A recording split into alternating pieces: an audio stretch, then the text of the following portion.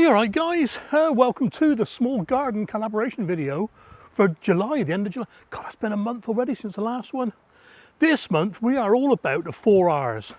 Now I've got to work this out: reduce, reuse, repurpose and recycle, preferably in that order. We're going to have to move around a bit for this one because I haven't got a lot of 4R's to talk about in the veggie pod.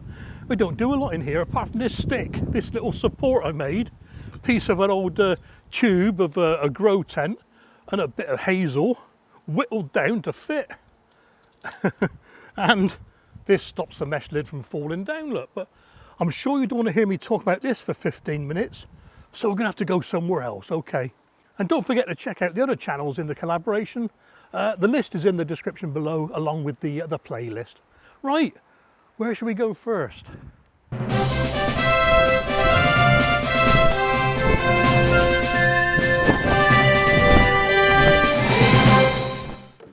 Okay then, the humble milk carton.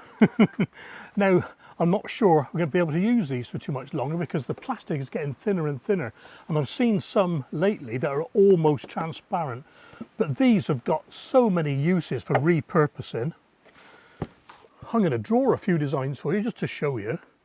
And then I'll wipe the marks off and show you something else. So first off, let's get that ready. Okay. Ooh, it's alive. You can cut it off there, put a few holes in the base, and you've got a little planter. Let's get rid of that. Ooh. My trusty old methylated spirits, I always use this stuff. Make sure I don't knock it over.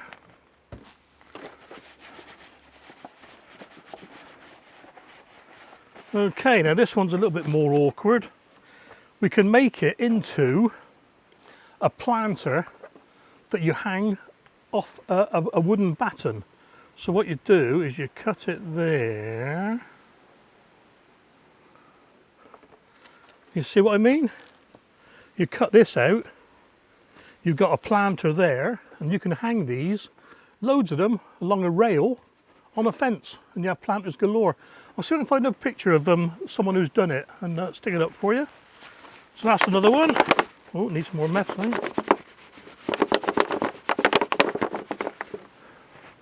Right, next, what can we do next? Yeah, right, okay then, hang on. We can cut it there, and then cut it there, like this. Right the way to the end, to the reinforced bit. And then back again. I'm trying to do this pretty symmetrical, but I know I'm going to mess it up. Oh. Can you make that out? Lose all this, and you've got a handy little trowel. And because you've got the reinforced bit there at the end, it's quite stiff. It is quite sturdy, actually. It's another one. But the one I'm going to make today, or the two I'm going to make today, I'll do now. Ooh.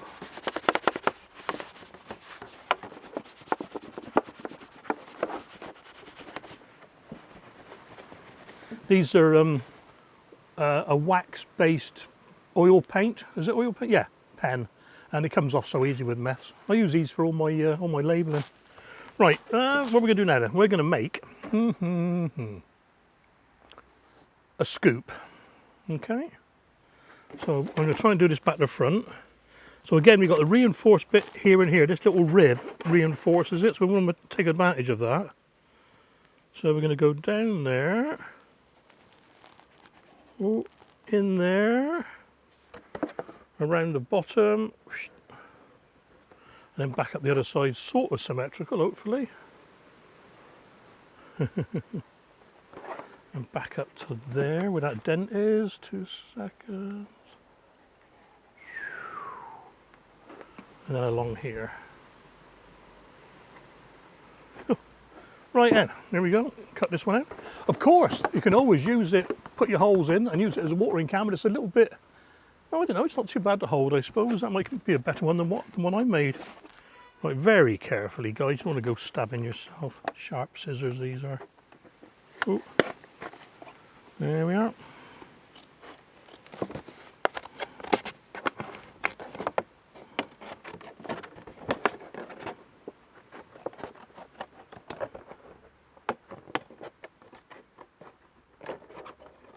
There's the tough bit at the bottom, the reinforced bit.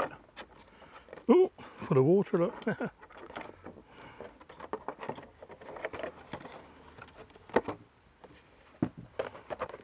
we are. Wouldn't you know it, halfway through filming and the food delivery man turns up. Anyway, nice little scoop for your compost.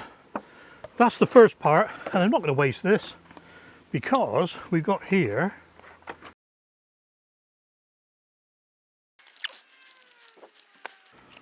there we are, plant labels. So just something you can do with a milk bottle. There's plenty more things. I've seen hundreds of YouTube videos on it, but these are just some of the things I do. I've done this a few times. One up the allotment, one in the greenhouse, one down here somewhere. Yeah, cool, cool. Right. Like I say, all over the shop. So look at the blue barrels next, I think. These blue barrels, repurposed into being growing barrels rather than cooking oil storage barrels or whatever they were. And the compost in these, you can't even see it now for the size of these parsnips. This one has been in use, this compost, for 4 years.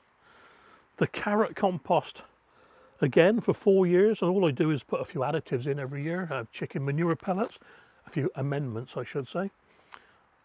And what finer example than reusing is these runner beans. This compost has been in use, full runner beans, for 5 years. And again, all I do is chuck a bit of muck in there every winter.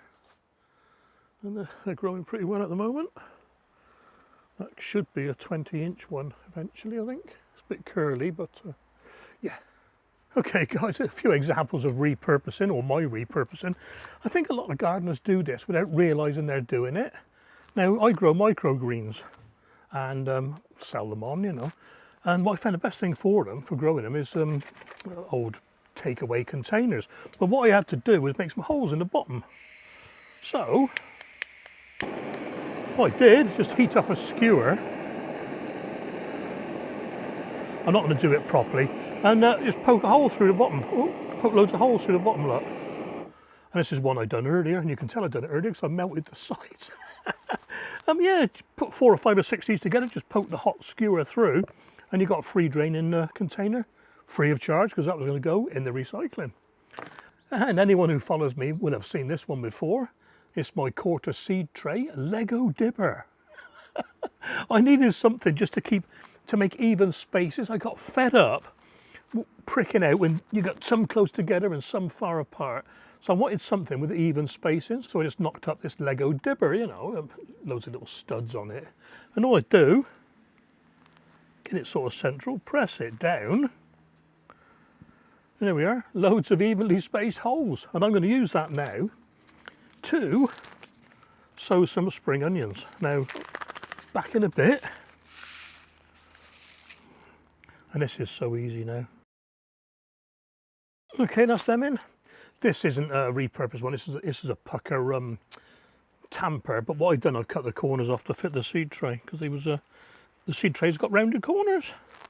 And to complement this, a repurposed soda bottle, drinks bottle, pop bottle, whatever you want to call it.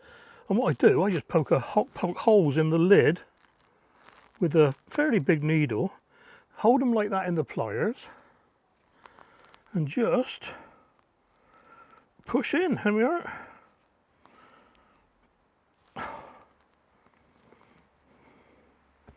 And when you've done about a dozen holes, I'll bring you back in a second. Don't try and drill these, because if you try and drill them, the lid will either crack and you'll have tiny bits of plastic everywhere. You don't want that.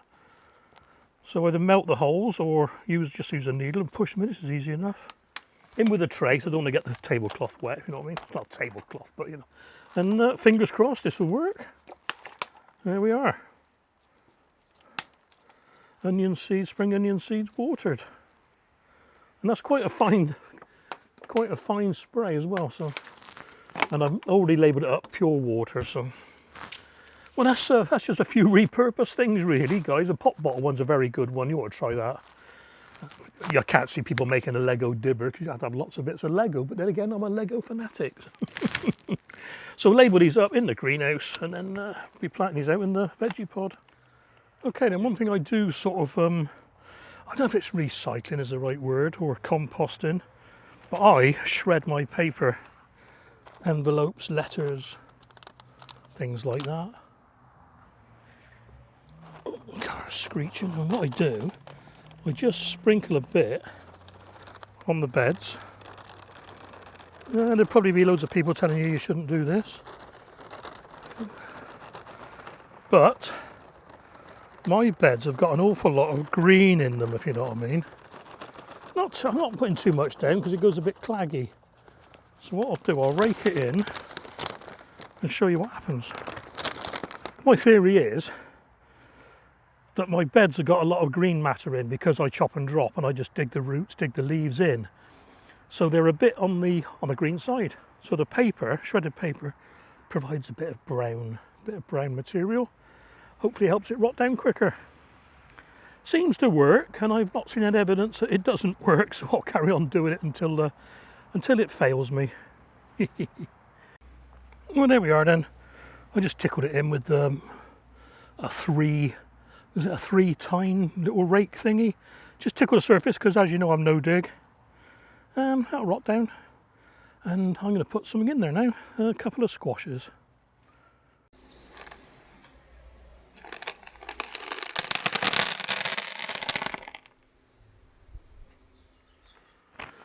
Well, you're right, guys. Bit of an all over the place video, this one. It's a funny subject, the 4R's. You know, it's a very emotive subject for some people, and this is the biggest cause of their emotion: plastic. Now, I'm not against plastics. I use plastics, and I will carry on using plastics. But what I am doing is tending to veer away from black plastics. Now, these two here, I've broken one. These have got no recycling logo on them. Okay, I'll go through the logos in a minute and let you know what they all are. These got no recycling logo on them, and even if they had, my local council or my local authority cannot recycle these because the laser scanners cannot read black plastic. So even if they had the symbol of, say, 5, they can't be recycled, so they have to go to incineration. Now, I say incineration because luckily in my area we've got a huge incinerator up by Gloucester, and it makes power. So it doesn't go to landfill, it's actually reused to make power. Still not good, but you know. So what I'm tending towards coloured plastics. And these especially, I love these see-through ones. You can see the roots. This has got a code of 1. Which is, I can't even say this one, it's PET for short. Polyethylene terephthalate. Yeah. Green seed trays, this is a 5, and all these pots are 5s as well. And the good thing about these, when they break, I'll carry on using that for another couple of years yet, but it can be scanned and recycled. Now, this is the bit that's going to wind a few people up. Like I say, I'm not against plastics. Plastics have got a place in the world. If you've ever tried using a wooden seed tray, for example, you might as well give up, because when you prick the seeds out, you leave half the roots behind, you know. Plastic isn't the enemy, it's the end user that's the enemy. Recycling it wrong, or not even recycling it, or throwing it away in the sea. You've all seen the pictures of those rivers in Haiti with the plastic flowing down, you know, and you'd think somewhere in the Caribbean, whatever.